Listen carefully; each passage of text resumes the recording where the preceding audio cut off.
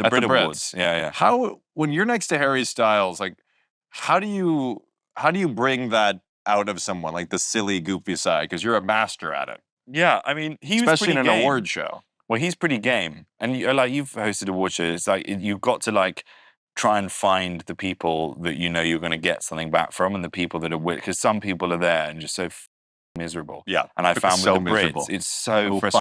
Miserable Because you're and you're like you're hung out to dry if you're then having to interact with someone that's not like willing to sort of play along or send themselves up a little bit. So I'd make sure at each of those award shows that I'd work out who were the people that would be willing to have fun, and Harry was always one of them, and he was always. And you're friends with Harry Styles, right? Yeah, and he would appear in all of the sketches, and he was happy for me to sort of make jokes at his expense, and then there were other people that were a little bit more precious, and you'd have to kind of avoid them. I used to actually, so the first time I did it, the first year I hosted it, because it's like our version of the Grammys. Yes. So it has all of the music industry there, and you do a rehearsal in the afternoon, and they have all of the pictures at the tables of the people where they're going to be sat, and also all of the AR people from all of the record labels are in the room. So I went up and I did my rehearsal, and I did all of the jokes, did all of my monologue jokes, and then afterwards it was like people banging down my door, coming in and complaining, and this person from this person's label says that I can't say this and I can't do that about this person. And this is how many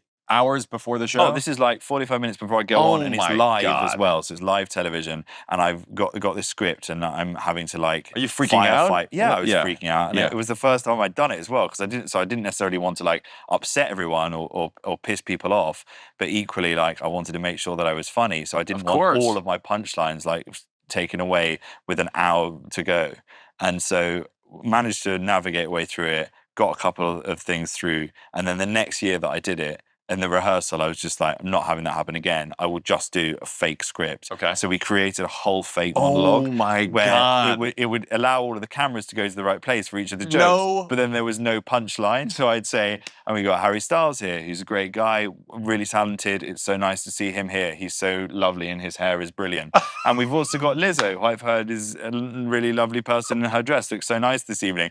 And all of the producers in the gallery that didn't know are like, it's not as funny as he was last year. He's really playing it safe.